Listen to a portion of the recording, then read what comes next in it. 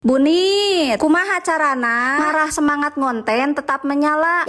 Hayu urang sharing besti, tapi samemeh ngabahas eta kela urang miara heula bubututan. Tuh red ka kamar bebenyit, kot matak nyeri sirah, rek teu rieut kumaha atuh besti. Tempo kamar kot paburisat kieu, ari init ka sakola teh leos-leos we ieu mah. Kot hese geningnya hayang nerapkeun hiji kebiasaan oge. Paling dina nurutna teh kur sapoe dua poe. Kadituna mah malaweung deui we ning ieu. Kecuali lamun babarawakan heula indung teh karek daek meresan. Ari tadi mah poho deui kalah kaburu iya jadi nate spray pabeuli sangkang awak balatak di mana-mana. Ah pokona mah teuing bersih teuing kotor bebeskeun we. Tah urang hijikeun we kanu emping ngarah teu hese mawana. Loba wae geningan besti seseuheun teh. Nu matak da asa teu minang nyalin baju teh. Hayu we urang regenyeng ka Kanang Japati. Biasa we ning ieu mah pae jalan satapak. Keur satapak teh ngareng reol deui. Ning tah torojol we nepi di Kanang Japati. Atuh langsung we urang jahitan bubututan anu arasakna. Tuluy we urang pihapekeun dina kenteng. Lanjut we urang muihkeun bubututan anu kalotorna. Sok arasup.